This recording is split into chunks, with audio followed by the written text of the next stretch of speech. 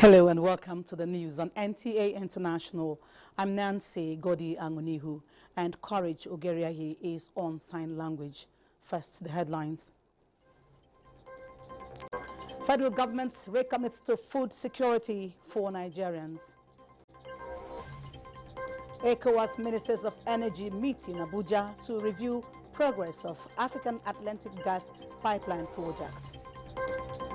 Plus, jubilation in Kano as economic hub of northern Nigeria bounces back with restoration of electricity after 12-day blackout.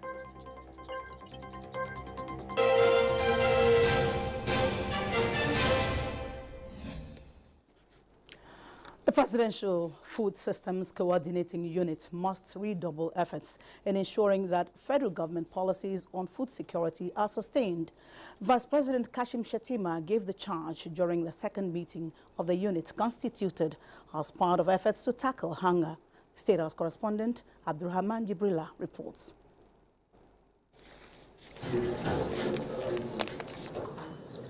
The Presidential Food Systems Coordinating Unit is in a vantage position to catalyze the nation's food security drive.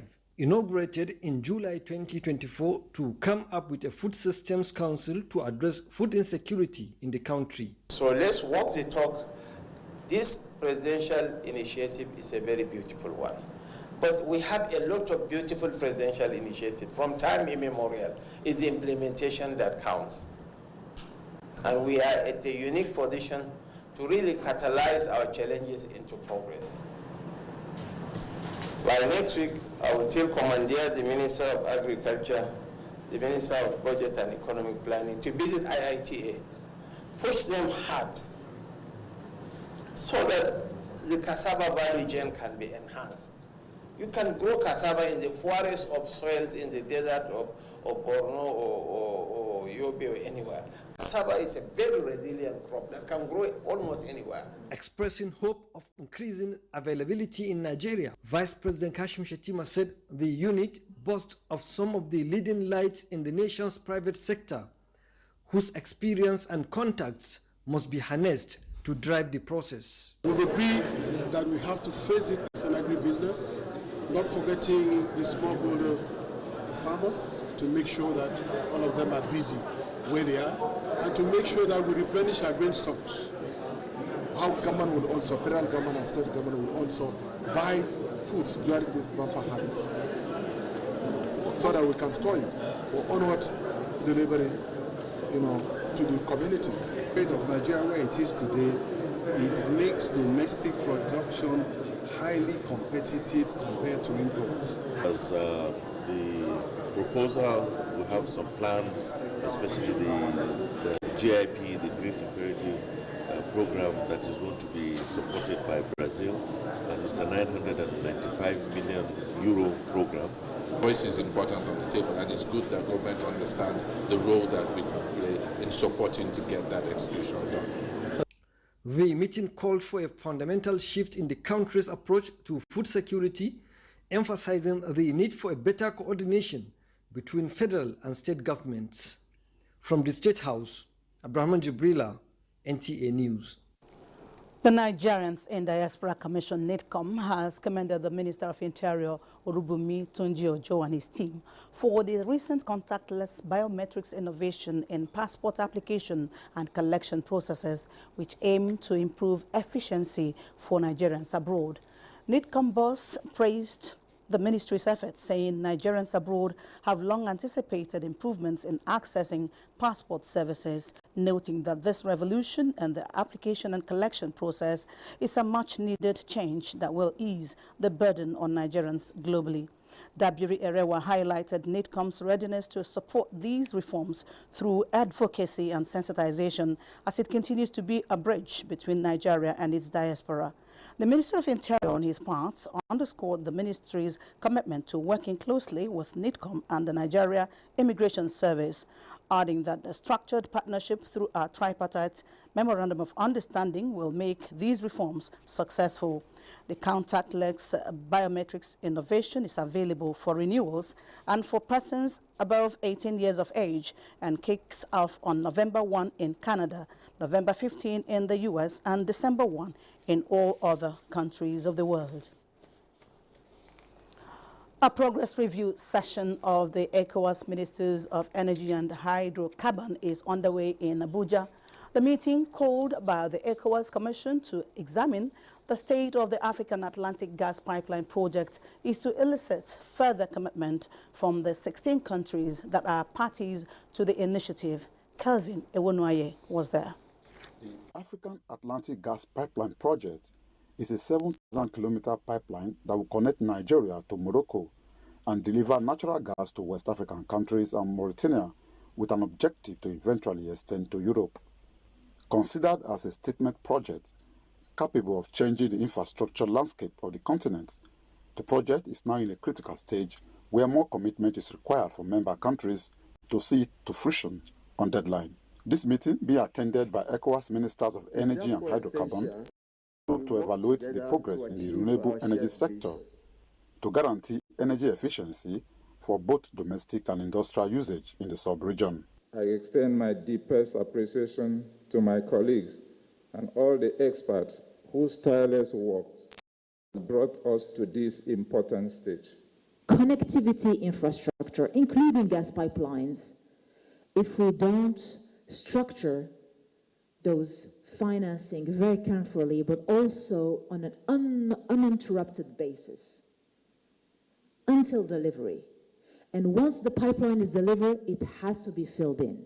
From Nigeria to Morocco and serving all member states. It's not only 13, it's all, even the other 3 landlocked countries. We have, I think, 16 countries really. The meeting will also consider the role of the West African Gas Pipeline Authority in the operation of the African Atlantic Gas Pipeline project and validate the international agreement governing the relationship between state parties. In Abuja, Kelvin Ewonwaye, NTA News. Nigeria-Morocco Business Week has ended with a renewed commitment to strengthening trade and investment between the two countries. Musa Abubakar reports. It's the last day of the Nigeria-Morocco Business Week, and the investment delegation from Nigeria are still engaging Moroccan businesses in possible partnerships. The automotive sector is one key area the Nigeria Automotive Design and Development Council is keen to reposition with visit like this. We have a lot of Nigeria, which means we only need little thing to bring in, and with the little we'll be able to produce the battery they are producing here. So we want to learn from them. We want them to come and cooperate with us. We want to start having that exchange of idea and then transfer of technology. As of 2023, Morocco ranked first on the African continent's car exports with a value of around $6.4 billion. This has aroused Nigeria's appetite to collaborate with their counterparts with a view to strengthening the automotive sector. We make 2 wheels electric motorcycles, we make 3 wheels motorcycles. And we'll be more than happy, to transfer, our know-how in these things and have a cooperation with Nigeria.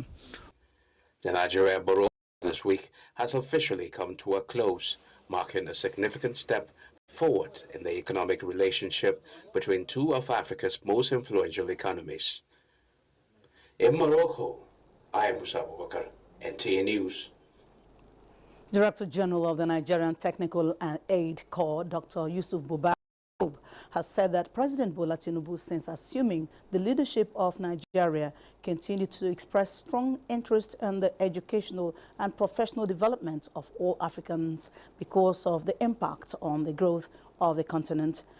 In Abuja, during the ceremony for the deployment of 15 Technical Aid Corps volunteers to Uganda and Rwanda, Kelvin Ewonwaye reports.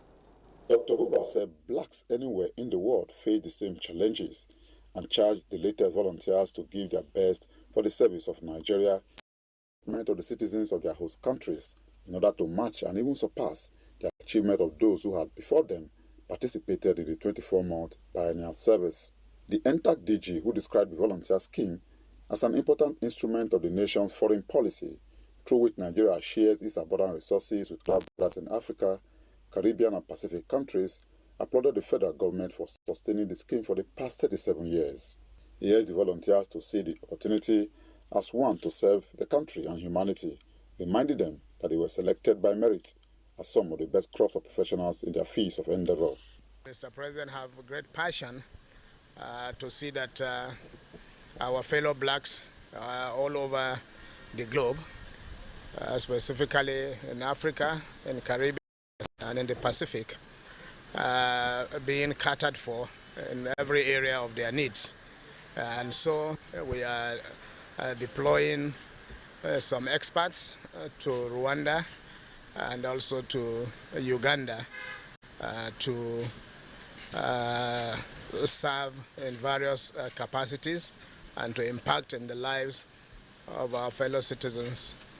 Among the volunteers who expressed gratitude to the federal government for finding them worthy to participate in the scheme are Abdul Anakobi Isa, a professor of architecture at the Abubakar Tafawa Balewa University, Bauchi, Dr. Nwana Macaulay Ekpe, a senior lecturer at the Department of Electrical and Electronics Engineering, Akwa Ibom State University, Uyo, as well as Professor Jerome Ihuma, a professor of ecosystem management at the Bingham University, Karo, and Dr. Hafet Lodibo, a scholar from the Nasarawa State University, Kenya. They will serve in Rwanda and Ugandan universities for the next 2 years. In Abuja, Kelvin Ewonwaye, NTA News. Botswana President Mokgweetsi Masisi says he will step aside after his party suffered a resounding defeat in preliminary tallies of the general elections.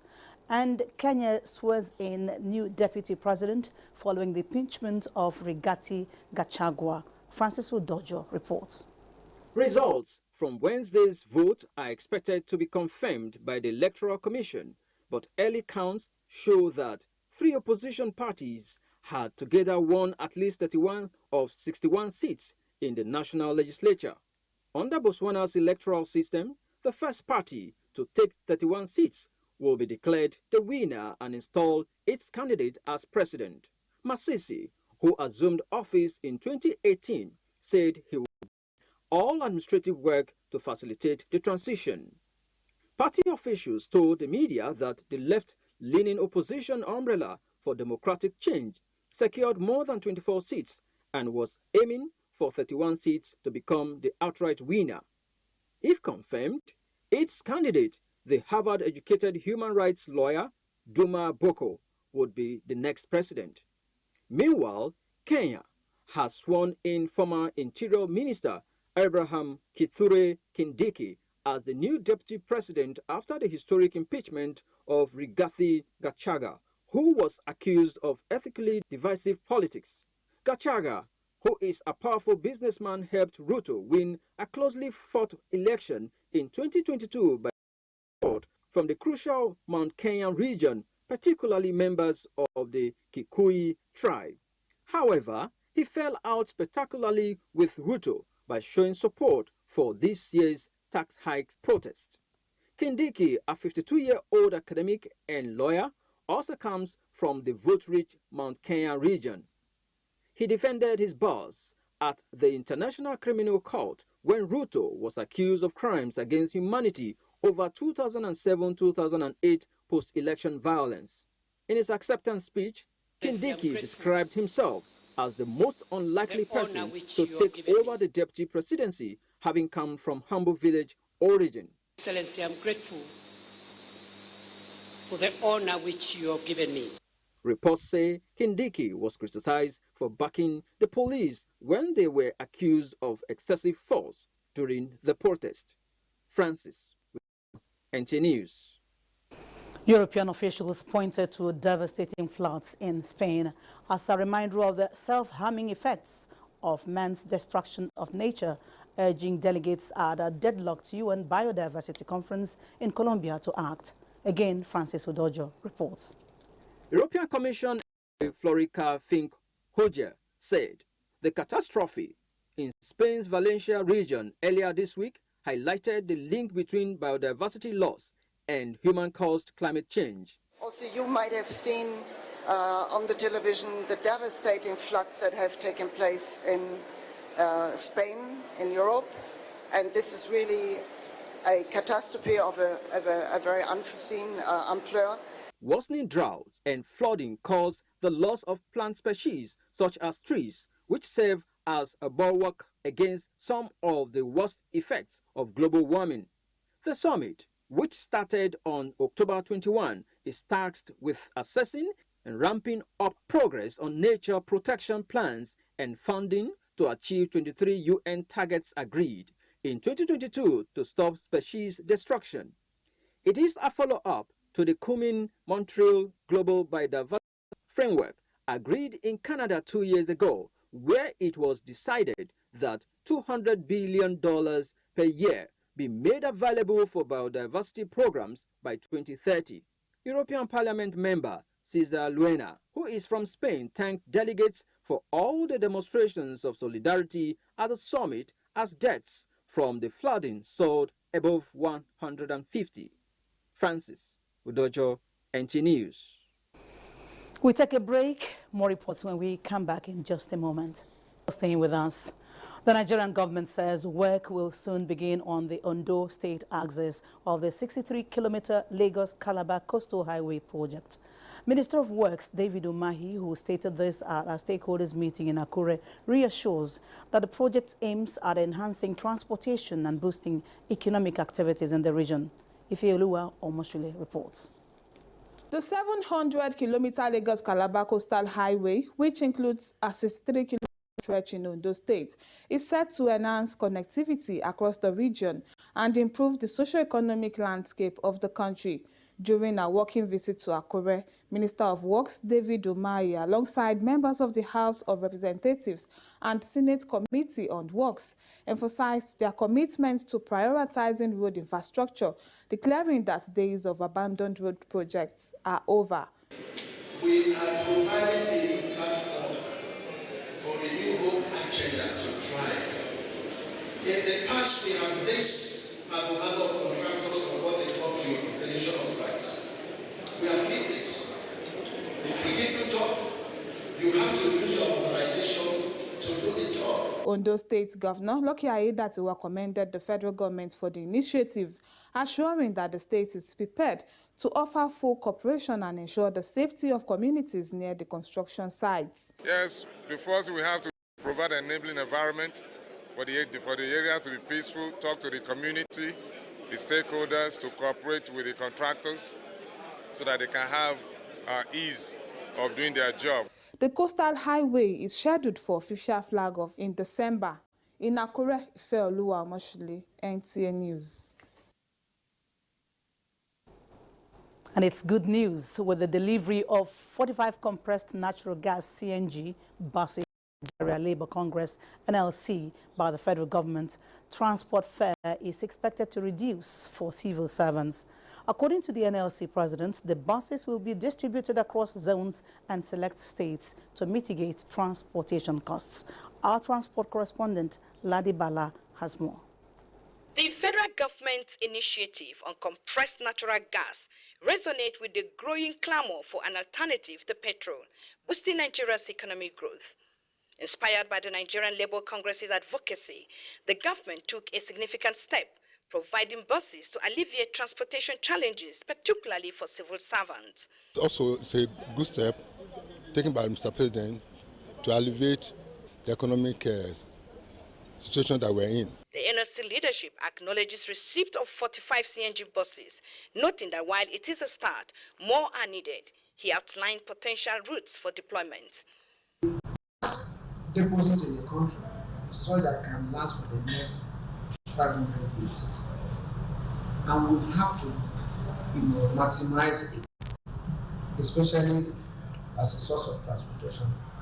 And it is clean source, it's clean energy. And that's why the Labour movement have been pushing on it. Government only to make it right. If all state governments acquire CNG buses, if companies, parastatals and others acquire CNG buses, this revolution will go on. The NLC president appeals to state governments to emulate the federal government's initiative, purchasing CNG buses to ease transportation costs nationwide. In Abuja, Ladibala, NTA News. The high maternal mortality rate in Nigeria can be reduced with committed legislative actions. This is the belief of the Special Assistant to the President on Health, Dr. Salma Ibrahim Anas, as she dialogued with National Assembly committees on improving national health in Abuja. Uche Ugochukwu reports. Nigeria bears a high burden of maternal mortality with 80,000 cases in 2020 alone. Young mothers and the vulnerable most affected. Experts attribute the increased death rates to birth complications and lack of aftercare. This worrisome situation propelled the Special Advisor to the President on Health, Dr. Salma Ibrahim Anas, to seek the intervention of these lawmakers responsible for improving women's health and well-being. We strongly believe that with our policy makers, we can truly make change within the shortest possible time. And that's why we felt that we should have this dialogue to discuss as it is what are the issues and then how do we overcome them. And it's very obvious that the whole world is off track, particularly for the target of reducing mortality ratio. We should be below 75 per thousand live births by 2030. Inadequate funding, poor primary health care, poverty, inequality, illiteracy were highlighted as major issues of concern. There are a number of specific ways that we are trying to collaborate with the National Assembly. One of it is in the area of policy and legal frameworks. We are pushing for increased funding of our health services. We're making sure that we have effective emergency service centers across the whole country and effective functional blood transfusion centers across the whole country. The dialogue helps to make legislators more responsive in championing matters geared toward boosting maternal health. Uche Ugochukwu, NTA News. Major General Olufemi Olatobosun Oluyede assumes full command as the acting chief of army staff, sequel to his appointment by President Bola Tinubu. The chief of defense staff, General Christopher Musa, announced this at a symbolic ceremony in Abuja. Defense correspondent Ismail Musa reports. A symbolic ceremony ushering in the acting chief of army staff, Major General Olufemi Oluyede. The event today is something that is new. What happened in the history of the armed forces of Nigeria. But as human beings, we know situations will always present itself, and what is done with the situation is what makes the difference. The Chief of Defense Staff, General Christopher Musa, in clear terms spells out the mandate of the acting Chief of Army Staff. As professionals, we are to continue with our task ahead. No gap to be left based on the challenges we have in the country. And it's in the wisdom of the President and Commander-in-Chief that today we present the authority to the acting Chief of Army Staff for him to have full control and command of the Nigerian Army. My appointment as acting Chief of Army Staff is simply to hold sway while Lieutenant General T.A. Abuja, my Chief of Army Staff, is a way to enable him to take sufficient time to get necessary medical attention and recuperate.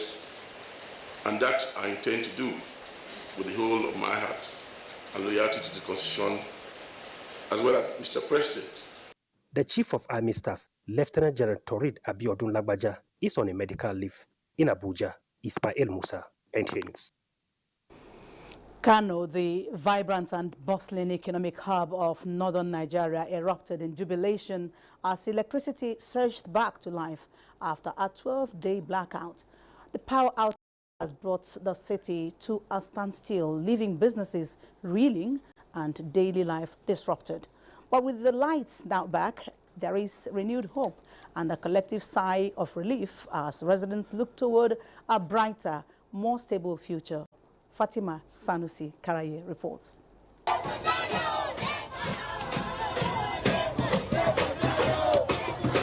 The ancient city of Kano, the commercial heart of northern Nigeria, erupted in celebration as electricity was finally restored after a 12-day blackout caused by grid collapse. The restoration of power brought immense relief to residents as nearly many businesses and essential water supply in the city relied heavily on electricity. I do Kankara business. The lights went off for almost 2 weeks. It has not been easy, but we give God all the glory. We have survived it, and we thank God the light is back now. While electricity is restored to much of the city, the power outage took a significant toll, sending some businesses into financial tailspin. Bello, a local welder, shared the impact of his livelihood, recounting the challenges he faced during the past 12 days without power. We received light today.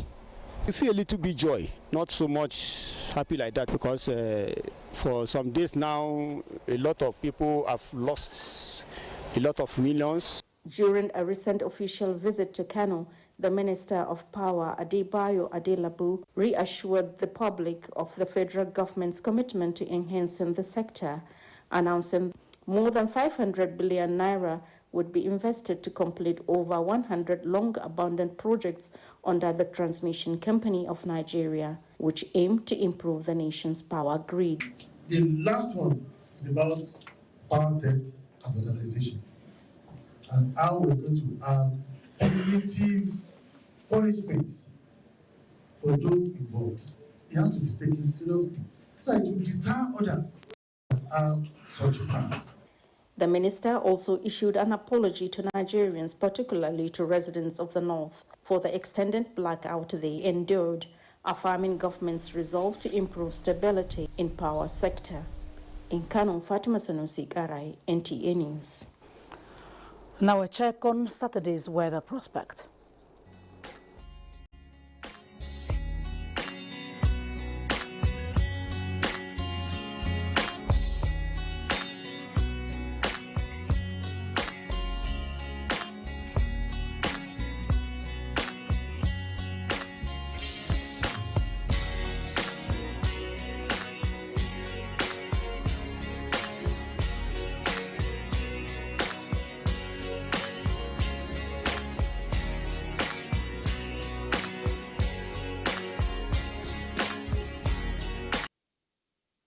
And that's the end of the news. On behalf of Courage Ogeria, he who's been on sign language, this is Nancy Godiangoni, who thanking you for watching.